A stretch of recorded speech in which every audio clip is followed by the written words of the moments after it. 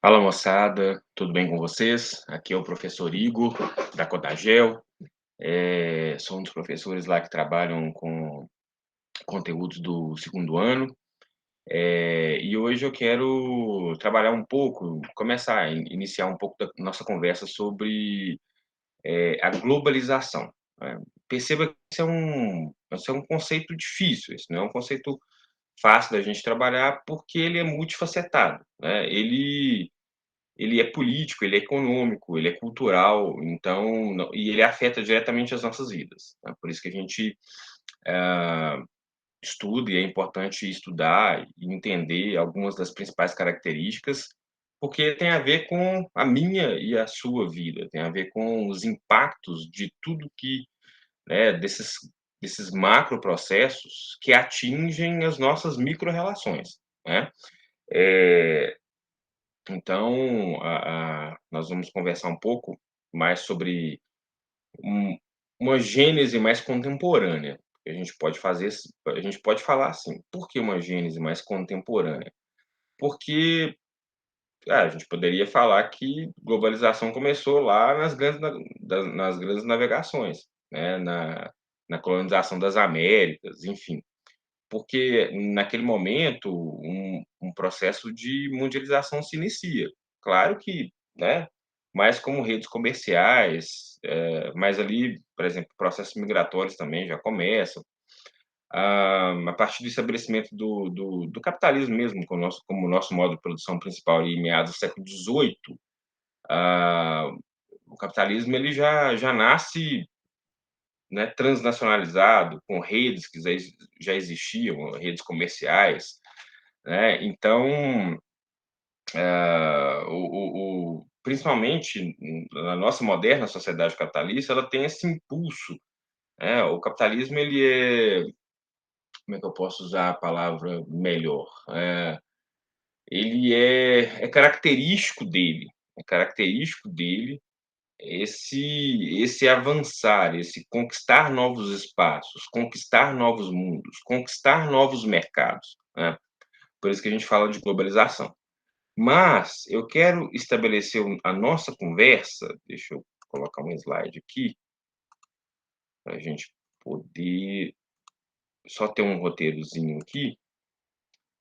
Eh, eu quero estabelecer a nossa conversa a partir dos anos a partir da crise de 29, tá. Eu coloquei ali de pré-condições, né. Bom, quem vocês já devem ter estudado isso aí exaustivamente, meus alunos também.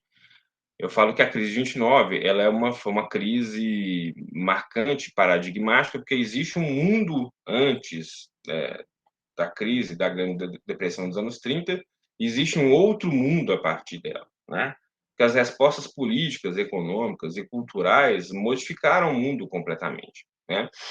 Aí nós temos a crise de 29, né, a demora na resposta política, né, à profunda crise de 29. E aí você tem a depressão dos anos 30, porque nem politicamente, nem ideologicamente, vamos dizer assim, os os economistas não tinham respostas àquela crise, né. A matriz liberal de pensamento não conseguia nem compreender, nem vislumbrar, né, uma crise no qual o capital privado não consegue sair dela sozinho, né. E aí a gente tem o New Deal, com as ideias do Keynes, principalmente, e aí a partir de 1935, mais ou menos, a coisa começa a normalizar nos Estados Unidos e um pouco na Europa, mas aí logo depois você vem com a guerra, né, com a Segunda Grande Guerra de 39 a 45, que dá uma paulada de novo na economia europeia, desculpa, principalmente.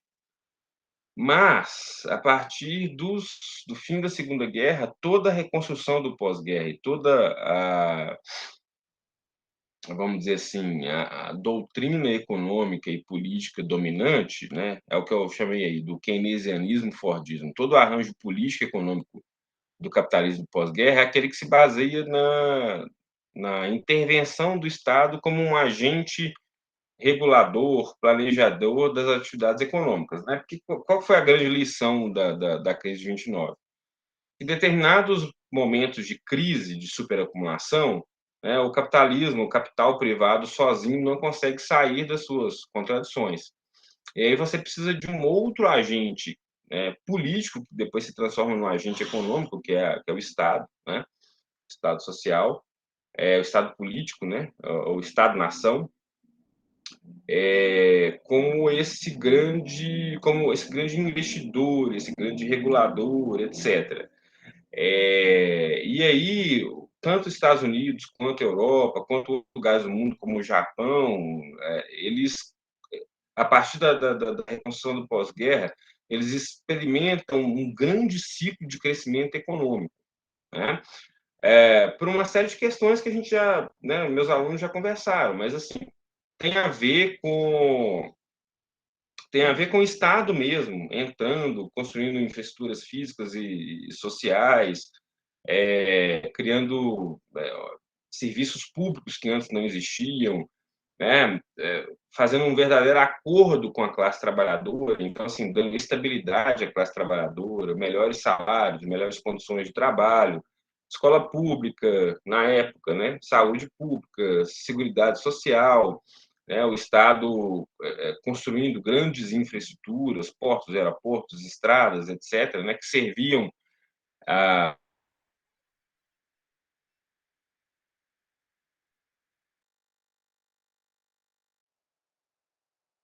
século XIX, século XX, nos países centrais, e essa matriz urbana industrial, né, industrial urbana, ela começa, quer dizer, ela ganha cada vez mais volume, principalmente depois da Revolução Fordista, né? Então, por que chama keynesianismo Fordismo? Porque o Ford ele entra revolucionando o sistema produtivo, né?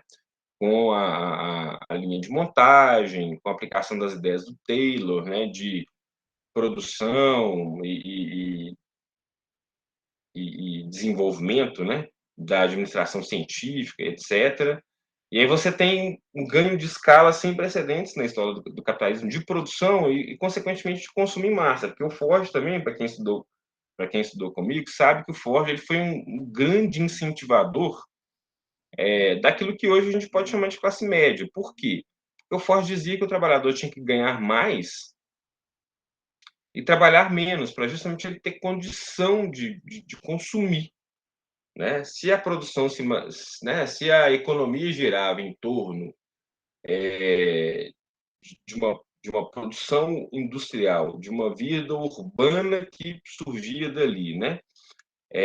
Desse consumo em massa, quem consumiria em massa seriam os próprios trabalhadores, né? Então, trabalhadores absurdamente explorados, sem tempo para nada, trabalhando 12, 16 horas por dia, de segunda a sábado, né, e ganhando miseravelmente, não teria nem tempo, nem condição, nem dinheiro para poder comprar as mercadorias.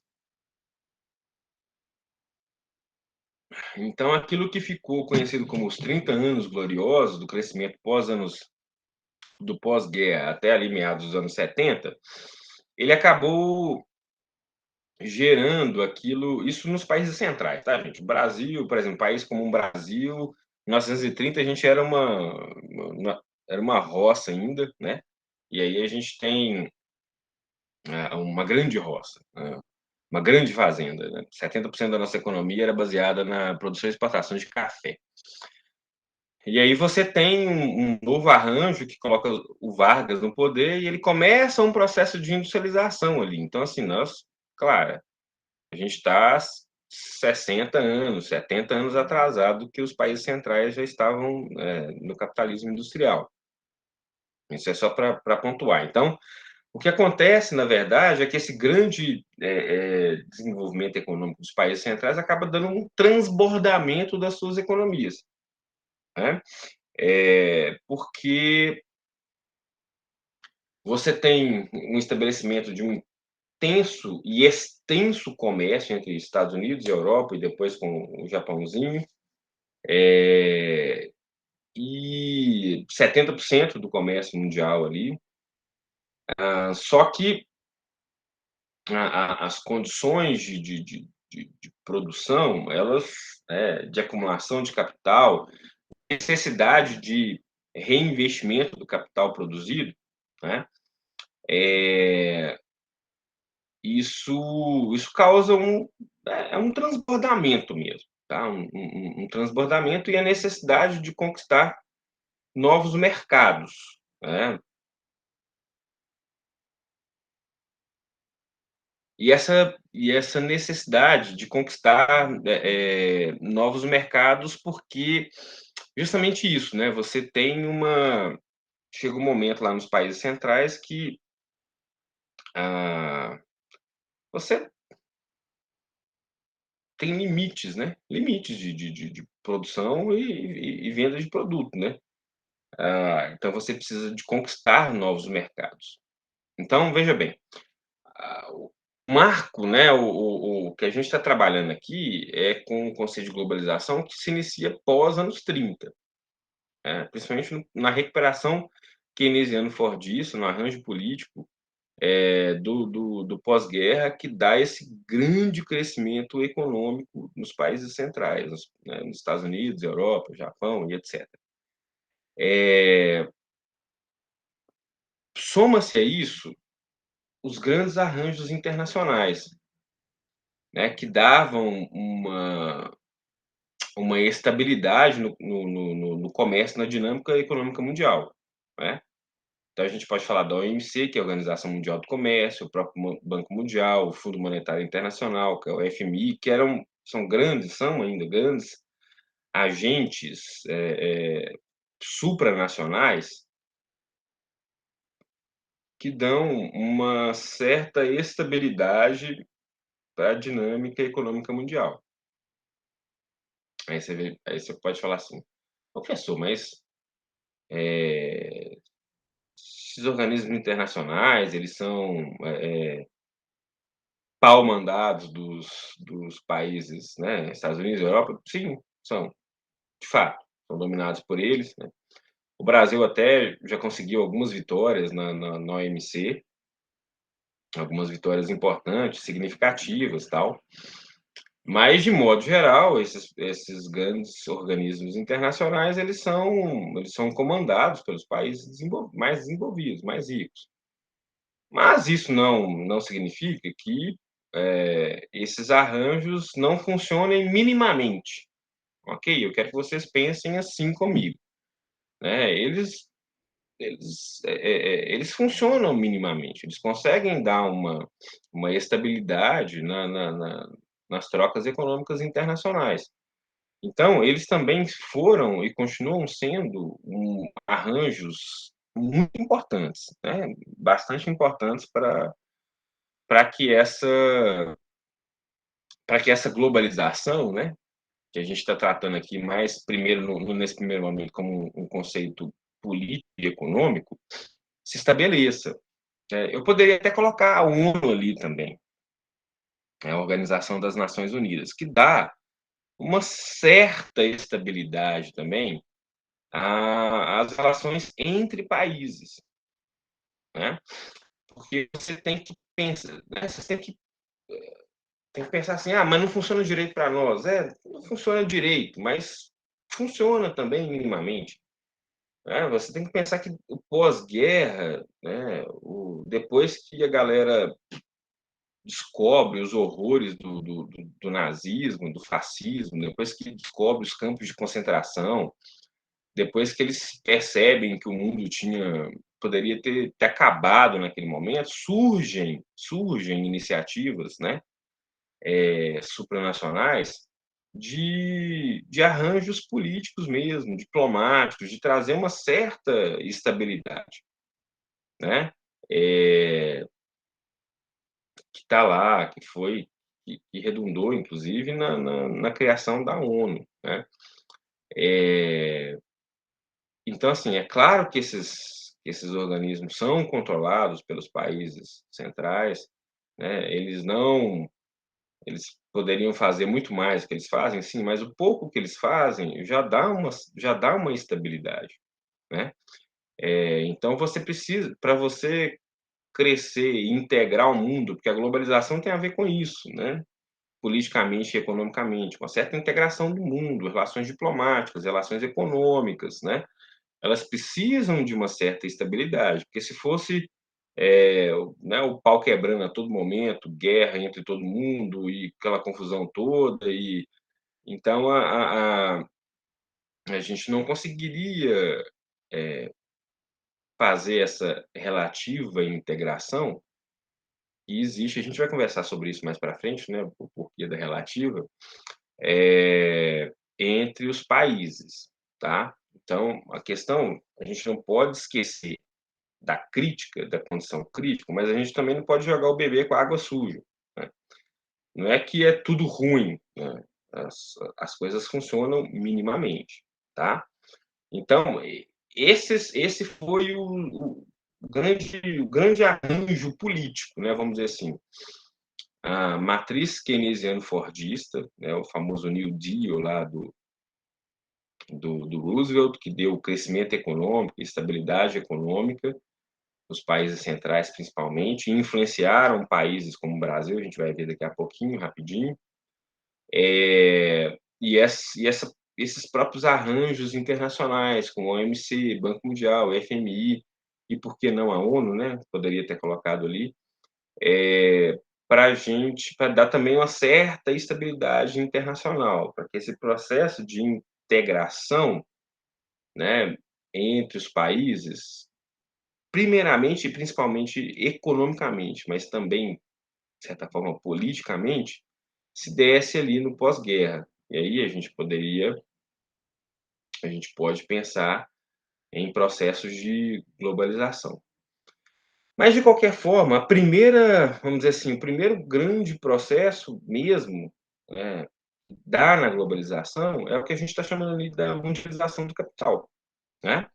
Sem esses grandes arranjos político-econômicos mesmo, econômicos, a gente não poderia falar de globalização, né. Porque é justamente essa grande integração econômica que dá início não dá início, né, mas começa a consolidar o que hoje a gente chama de globalização. Então, além desses arranjos internacionais, a gente pode falar no extraordinário salto tecnológico que ocorreu no pós-guerra, né. Eh, vocês devem saber vocês devem saber, mas assim, hã, a Segunda Guerra Mundial, o esforço de guerra, ele permitiu porque assim, quando tem a guerra, você tem esforços voltados, né, para tudo, para a guerra, esforços voltados para a guerra. Igual a gente teve igual que vamos fazer uma analogia aqui, né, serve até, da vacina do Covid, né. Então assim, muita gente chega e questiona: "Cara, mas pô, a vacina demora tantos anos para poder sair, e essa saiu em meses, e tal". Então assim, aí a gente tem que lembrar das condições, né, das condições do que estava acontecendo no mundo.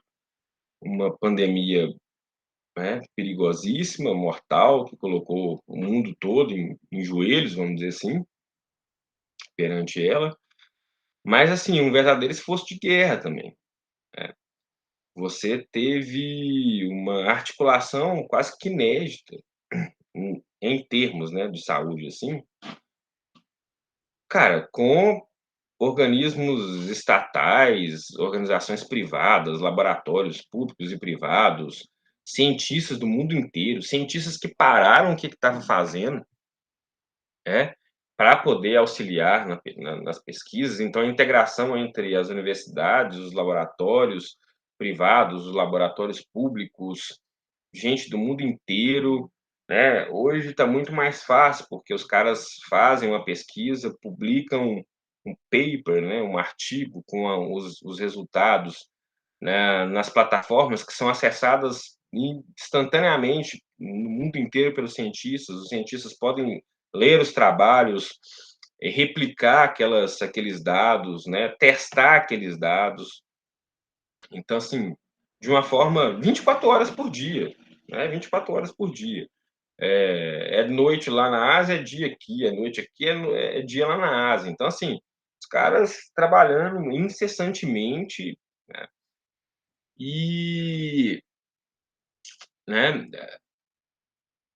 e é claro, né, o coronavírus não era um vírus desconhecido, já existiam pesquisas, né, em torno dele, então vacinas virais existem há muitos anos no mundo. Então, assim, é óbvio que foi um esforço de guerra, que juntou gente do mundo inteiro, governos do mundo inteiro, laboratórios do mundo inteiro, cientistas do mundo inteiro, técnicos do mundo inteiro, ah, correndo atrás da vacina. E é óbvio que o tempo diminuiria, né.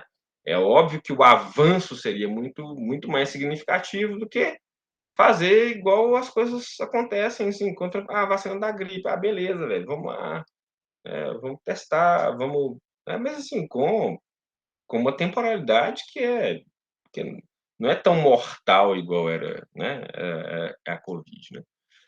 Então os esforços de guerra, né, então a nossa guerra contra a covid, os esforços de guerra eles tendem a sempre, ter como da guerra uma desgraça, mas como resultado um salto tecnológico muito grande. Foi o que aconteceu na Segunda Guerra Mundial. Então, tudo hoje que tem a ver com a nossa vida, diretamente, né, e permite que a gente viva num mundo globalizado, como satélites, computadores, internet, né, só para dar 3 exemplos, significativos e bobos aí. Esses grandes avanços, eletrônicos, comunicacionais, telemáticos, tal, isso foi desenvolvido como esforço de guerra. Isso é primeiro desenvolvido como até o micro-ondas que a gente esquenta leite na nossa casa foi desenvolvido como esforço de guerra. O GPS, né, que hoje a gente anda aí, com ele, surge desse momento, das tecnologias desenvolvidas naquele momento. Então, eh, essas coisas aparecem no âmbito militar, no âmbito, como é que eu vou científico militar, né, porque principalmente lá fora, principalmente nos Estados Unidos, que é um país extremamente belicista, mas na China a gente vê isso também, você tem um estreitamento muito grande entre pesquisa, universidades, etcétera, com os militares, né. Então, os militares financiam pesadamente inovações que se dão no âmbito da universidade, mas são capturados pelos militares. Mas isso depois transborda para a sociedade civil, né. Então, satélite, computador e internet, por exemplo, né, que foi desenvolvido ali como um esforço de guerra, por causa da guerra, né, amanhã chega na sociedade civil, né. A telefonia celular, que foi desenvolvido como esforço de guerra, amanhã chega na sociedade civil. E aí, os avanços tecnológicos, eles acontecem, eles são, né, eh, ele eles se desenvolvem grandemente como esforço de guerra, chegam na sociedade civil e impõem, né, a palavra impor, mas assim, redunda ou produz, modificações sociais significativas, né. Então pensem a nossa vida sem internet, por exemplo. Essa aula aqui que vocês estão assistindo, né, não é boa não, mas ela tá vocês estão assistindo aí agora, no momento, sei lá, de manhã, de tarde, de noite, de madrugada, enfim, porque eu estou usando todos os recursos que a internet, que a computação me permitem, né. Vocês conseguiram ter as aulas remotas, não é muito bom não, mas é o que dá para fazer, porque a gente, né, vocês têm acesso à internet, nós temos acesso à internet, etcétera. Então, a técnica, ela faz essa mediação, né, ela consegue fazer essa mediação entre nós. Então todos os saltos tecnológicos que redundaram nisso, nessas ferramentas comunicacionais principalmente, né, como telefonia, como satélite, como internet, como computação, isso deu saltos gigantescos, né, gigantescos, para o processo, que a gente chama de globalização, mas que eu estou trabalhando ali como mundialização do capital. Então, assim, a partir desse momento, as empresas conseguem investir mais bem e melhor, conseguem cuidar dos seus investimentos, controlar os seus investimentos em qualquer, né, em qualquer lugar do mundo, a partir de uma matriz. Seja uma empresa americana, seja uma empresa europeia, seja uma empresa japonesa, seja uma empresa depois coreana, enfim, a gente vai ver daqui a pouquinho, eh, elas todo esse desenvolvimento tecnológico permite, né, que as empresas controlem seus processos produtivos, controlem as suas vendas, né, de uma forma melhor, né. E aí elas podem tranquilamente as grandes empresas, né, o que a gente chama de no primeiro momento chama de multinacionais, né, o que que são isso, né? São empresas que podem estar em diversos países. Isso só se deu por causa desse grande avanço tecnológico que o pós-guerra, trouxe para a sociedade, né, ocidental principalmente. A gente está falando do mundo ocidental, né, do capitalismo ocidental, nesse primeiro momento ali até os anos 70, 80, né. Hã, e aí, então, beleza, então percebam, até agora a gente construiu uma, né, construir um entendimento que tem a ver com as políticas, keynesiano-fordistas do pós-guerra, né, que permitiu grande desenvolvimento econômico, os arranjos internacionais, OMC, Banco Mundial, FMI, ONU, etcétera, e o grande salto tecnológico que a gente teve no pós-guerra, né. Isso tudo foi permitindo essa mundialização do capital, né. E no final das contas é aquele transbordamento que eu falei das economias centrais. Mas ali nos anos 60, nos anos 70, do século passado, quais que são aí a gente consegue perceber mais bem melhor essa questão da mundialização do capital, né, dessa caminhada à globalização que a gente está pensando, que é o quê? Todas essas pré-condições, essas estruturas, né, como eu disse, permitiam que as empresas produzissem, né, e controlassem seus processos em qualquer lugar do mundo, tá. E aí, o que estava acontecendo nos países centrais, principalmente Europa e Estados Unidos, né. Lembra que eu falei que o arranjo keynesiano lá do Estado, o famoso Estado do bem-estar social, welfare state, ele era, eh, como é que eu posso dizer? Esse compromisso keynesiano-fordista, vamos dizer assim, entre capital e força de trabalho desses países, faziam com que os custos para o empresário, com mão de obra principalmente, ficassem elevados, porque eram salários melhores, a carga tributária maior, tal. E aí, ali nos anos 60 já, mais ou menos, ah, grandes empresas já começam a procurar outros mercados para, tanto mercado consumidor, mas também para transferir um processo produtivo, né. Eh, É claro que ali nos anos 60 e 70, o que veio acontecer ali com mais força nos anos 80 e 90, que a gente vai estudar isso mais para frente, com mais calma, é, mas isso que hoje, né, só para vocês entenderem, né, assim, vou antecipar, mas hoje você teve de uns anos para cá, você teve uma desindustrialização de países centrais mesmo, né? É, justamente procurando mão de obra mais barata principalmente mão de obra mais barata e custos produtivos menores, né?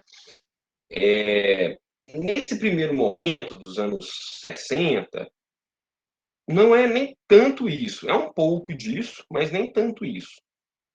Mas você tem uma expansão de produção e a busca de novos mercados consumidores, com custos mais baratos também, né? Então, uma Ford, né, que até foi embora do Brasil já, mas uma montadora, uma outra empresa, o cálculo era o seguinte: bom, é mais barato eu ficar exportando esses produtos ou eu produzo lá, né? Porque, né, tem um mercado consumidor grande, em potencial, em alguns países ali. Então, vamos atacar. E aí, no caso, era mais simples, não é nem mais simples, mas mais barato, vir instalar uma planta produtiva para conquistar esse mercado consumidor. Mas eu falei assim, porra, professor, construir uma fábrica. É, gente, construir uma fábrica. Porque, no final das contas, quem construía essas fábricas era o Brasil, velho. Era o governo brasileiro. O governo brasileiro dava incentivos fiscais de 30, 40 anos, emprestava dinheiro ainda, dava dinheiro para essas empresas virem produzir aqui.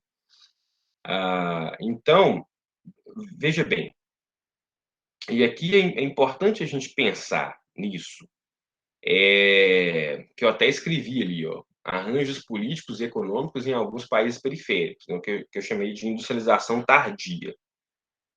Então, presta atenção nisso aqui, isso aqui é importante. O transbordamento das indústrias, né, do capital produtivo, né, o transbordamento do capital, essa mundialização do capital, que se dá ali a partir dos anos 60 e 70 do século XX, elas não se dão em direção a qualquer país, né? Elas se dão em direção a países que já tinham tido um determinado arranjo político e econômico que permitisse um processo de industrialização. Ô Igor, explica isso melhor. Veja bem, então vamos usar o exemplo do Brasil, para facilitar. Mas assim foi com o Brasil, assim foi com o Chile, assim foi com a Argentina, assim foi com os chamados tigres asiáticos, né? É, foi Coreia do Sul, Taiwan, ah, Singapura, aí na África, olha só, né? África do Sul, mais a África do Sul, né? África do Sul. Então, assim, México, aqui na América também. Então, são todos os países do mundo, né? São países que os seus arranjos internos, políticos e econômicos, já tinham caminhado para um processo de industrialização.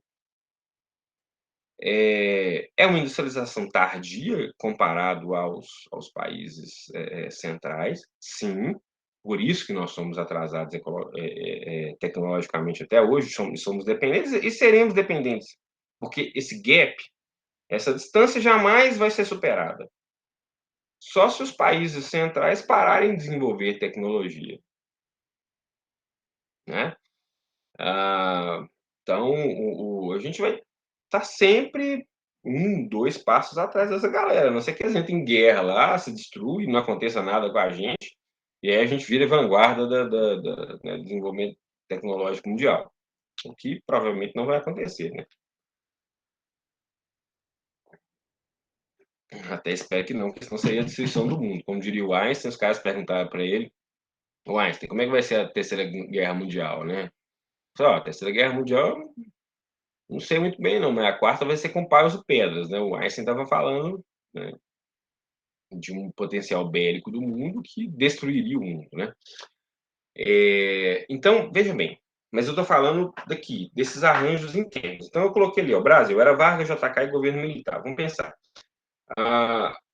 Quando Vargas sobe no poder, entre 1930 e 1945, o que ele faz? Ele faz um processo de. Veja, por isso que eu falo arranjo político econômico. O Vargas ele representou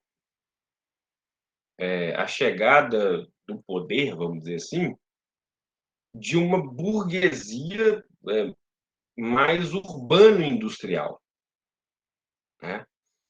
O Brasil ele nunca rompeu com o poder da elite agrária, nunca rompeu. Né? O Brasil sempre foi um processo de acomodação, mas de acomodação de interesses dominantes em determinado período. Então, veja bem, o que o Vargas representou? O Vargas representou a acomodação desses interesses mais urbano-industriais. Então, o que o Brasil vai fazer com o Vargas? Ele vai se industrializar. Vai se industrializar com o quê? Com as indústrias de base. A gente precisa, sei lá, o que é indústria de base? As indústrias que produzem as matérias-primas para as outras indústrias. Né? Ninguém chega lá igual teve a polêmica aí do Superman, aquele negócio todo, e aí os imbecis lá dos Bolsonaro, né, que é cada um mais imbecil do que o outro, falou assim, vamos boicotar a Gerdau. Ô, gente, pelo amor de Deus, Gerdau, o cara é tão burro, velho, que a Gerdau faz o quê? A Gerdau faz aço, faz estaleiro, faz navio. Quem é que compra estaleiro? Quem é que compra aço, gente? Pelo amor de Deus. Os caras são burros demais, velho. Nossa senhora, meu Deus. É esse povo que está governando a gente, né? Então veja bem o buraco que nós nos metemos, né? Vamos boicotar a Gerdau. Então, a Gerdau, ela é o quê? Ela é uma indústria que produz matéria-prima para outras indústrias. Ninguém chega lá, ô Gerdau, eu quero, né, 500 quilos de aço, chega lá na Plascar, ô Plascar, eu quero porta assim, chega lá não sei aonde, eu vou montar um carro em casa, né? Não, né? As indústrias pensam na automobilística, né? Compram as matérias-primas tal e montam lá o carro. Mas o que eu estou querendo dizer é o seguinte: o Vargas vai ser esse cara que vai fazer indústria de base, ou seja, a gente precisa de aço, mas aço vem de quê? De minério. Então, a gente precisa de uma empresa mineradora, que foi a criação da Vale do Rio Doce, que depois foi privatizada. A gente precisa transformar esse minério em aço, em ferro, enfim. Aí é a criação da Companhia Siderúrgica Nacional, da Uzi Minas, da Companhia Siderúrgica de Tubarão, e aí etc. Né? Todas privatizadas depois, né? Nenhuma é pública mais. A gente precisa de energia, né? Então a gente cria a Eletrobras, né? Para criar essa estrutura macro de fornecimento de energia elétrica. A gente precisa de a Petrobras foi na década de 50, foi no segundo governo de Vargas, mas a lógica é a mesma. A gente tem petróleo, reserva, a gente precisa de uma empresa. Né? O que a gente vai fazer? Vai deixar na mão do capital estrangeiro ou vai desenvolver a nossa própria tecnologia? Cria a, a, a Petrobras. A gente precisa de telefonia, cara. Cria a Telebrás. Por quê? Aí, assim, porra, professor, por que o Estado vai fazer isso? Porque não tinha capital privado para fazer no Brasil. E, naquele momento, também não tinha muito interesse do capital privado internacional, dos países centrais. Então, você não tinha uma burguesia urbana industrial bem desenvolvida no Brasil para poder bancar esses investimentos. E mesmo porque, nos países centrais, principalmente, o grande boom, o grande desenvolvimento foi via Estado, foi os estados norte-americanos, Estados Unidos, Canadá, Europa, os europeus lá, Inglaterra e tal, foi financiamento público que desenvolveu todos esses processos. Então, o Brasil está fazendo a mesma coisa. A matriz de pensamento é muito parecida, a matriz keynesiana. Então, assim, o Estado como esse grande indutor da economia, porque o capital privado não quer fazer. Ou não quer fazer, ou não dá conta de fazer, não tem perna para fazer. Porque são investimentos de que o retorno é de longo prazo. Uma coisa é você fazer uma mercadoria que ela é feita hoje, colocada no mercado amanhã e consumida depois da manhã. Outra coisa é você outra coisa é você fazer um investimento numa hidrelétrica, numa ferrovia, numa estrada, tal, aquele negócio todo que custa bilhões de reais e o retorno é em 30 anos, né. O capitalista normalmente não quer fazer isso não. O capitalista quer fazer é pegar prontinho, né, e administrar. Então, são países como o Brasil, como a Argentina, como eu falei, como o Chile, como o México, África do Sul, os Chiles asiáticos, que os arranjos políticos internos já tinham começado um processo de industrialização, uma indústria de base, processos internos que já tinham conseguido prover o mínimo de infraestruturas, né, energia, telefonia, etc, né, essas coisas que a gente sabe que precisam, né, para as empresas se desenvolver, né, por aí, capital privado, capital industrial, capital comercial, enfim, se desenvolver.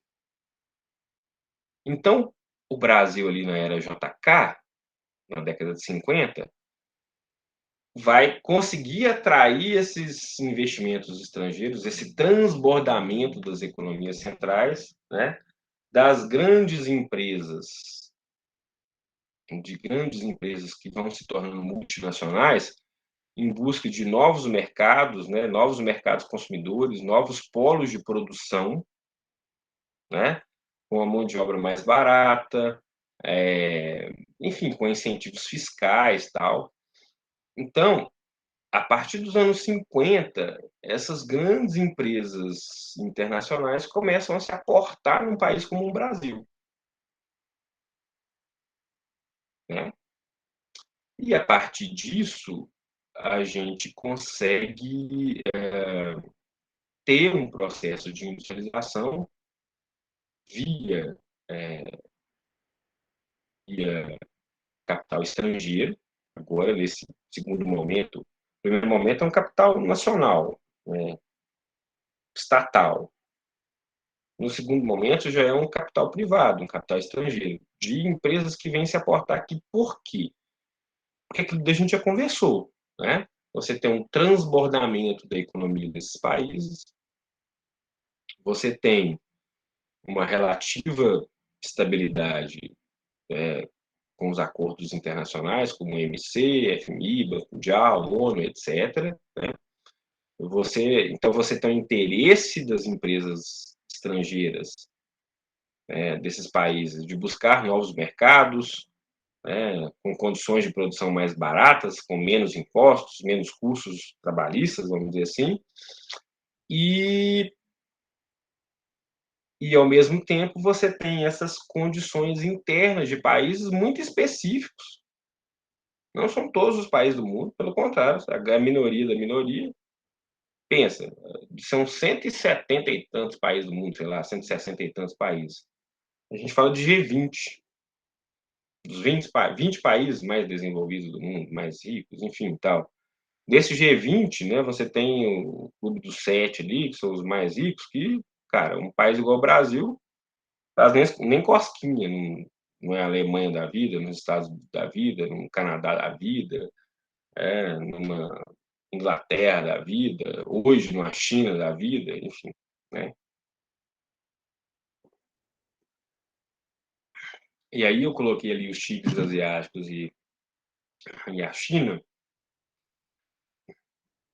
porque são países que, passaram o processo foi muito semelhante ao que aconteceu no Brasil, muito semelhante. Só que lá, eles não abandonaram a sua indústria nacional, como aconteceu aqui no Brasil. Então lá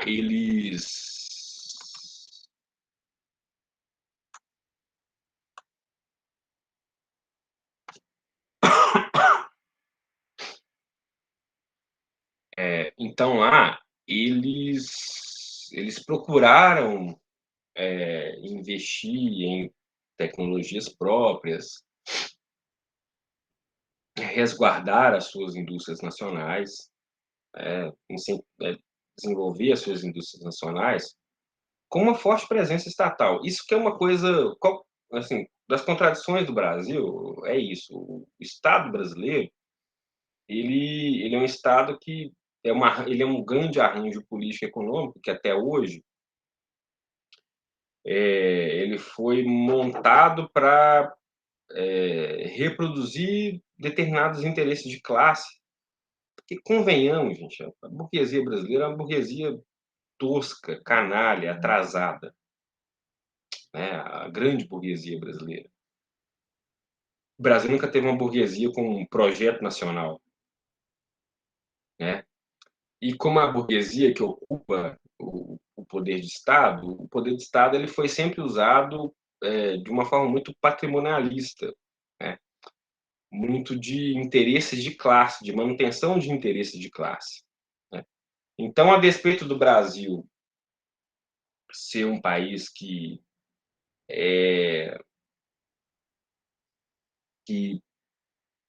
cresceu economicamente, se industrializou, etc., tal, mas a gente faltou a nós dar esse passo seguinte, né?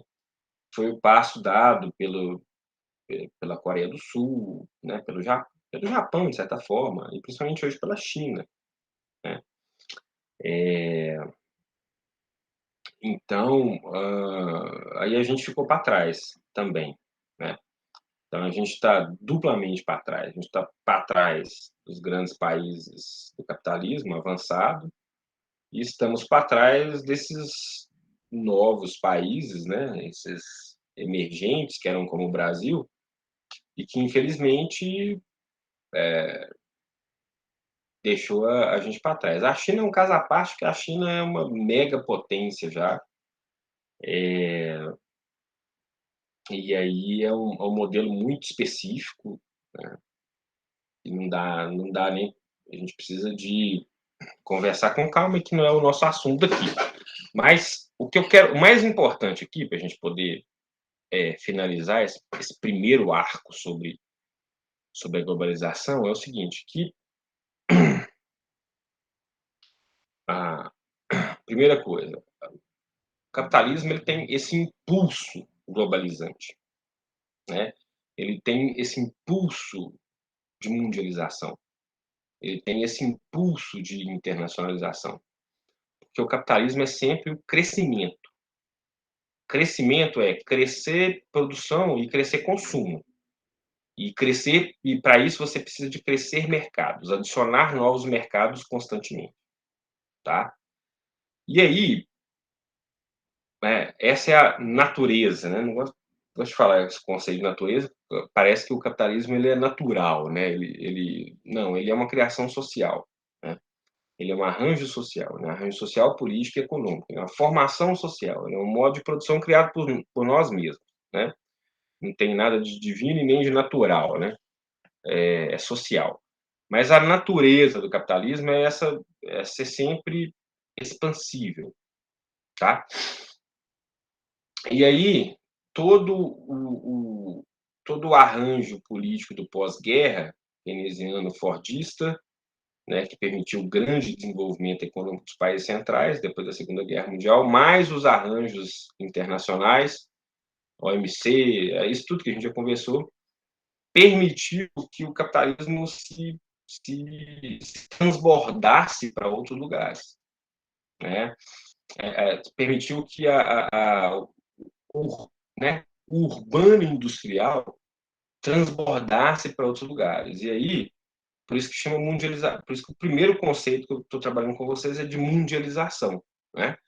Porque nesse primeiro momento é um processo de mundialização mesmo, ou seja, é o processo de empresas multinacionais aportando aqui, produzindo aqui, arrumando mercado consumidor aqui e tal, porque porque a própria tecnologia já permitia. Então, os anos 50, 60 e 70 são esses momentos, até os anos 80 são esse momento de mundialização e de uma globalização que que só vai se consolidar, né, e aí é o objeto da nossa próxima aula, do nosso próximo vídeo, que só vai se consolidar com alguns outros fatores, né? Dentre esses fatores está o fim do mundo socialista, tá? E, a, e o arranjo neoliberal que vai substituir o arranjo keynesiano-fordista. Aí sim a gente pode falar de globalização, porque assim, até então, os anos 70, anos 80, tá, capitalismo, bonito, comércio, isso era metade do mundo ocidental, América, Europa e parte da África. Que a outra parte do mundo, né, leste europeu, União Soviética, era a União Soviética, com alguns países asiáticos ali também e tal, é um negócio meio confuso. Mas a partir do momento que a experiência socialista acaba ali nos anos 80, no final dos anos 80, início dos anos 90, e que o capitalismo vai entrando, né, varrendo o socialismo, implantando a economia capitalista nesses lugares e encontrando condições interessantes para a sua reprodução também, aí sim a gente pode falar de globalização. Antes, não dá para falar de globalização. Metade do mundo nem capitalista era. Metade do mundo era uma cortina de ferro, estava fechado. Né? E aí, a partir dos anos 90, todo mundo no mesmo barco agora. Né? O mundo todo basicamente é capitalista, sendo influenciado por esses processos de transbordamento, de investimento de novos mercados, na busca de novos mercados, de transbordamento de produção, tá? Mas com outros fatores também que a gente precisa trabalhar com um pouquinho mais de calma. Mas, objetivamente, é isso. Né? O primeiro passo para a globalização foi isso que a gente acabou de ver. Tá bom? E aí, no próximo vídeo, a gente continua, né? Pensando um pouco da globalização e como é que ela afeta hoje a nossa vida, tá bom? Como é que isso chega para nós? Como é que isso chega o que que isso significa para a geografia, né? Tá? Então é isso. Então, no próximo vídeo a gente continua conversando para entender melhor toda essa dinâmica, beleza? Então, um forte abraço para vocês e aí a gente se vê.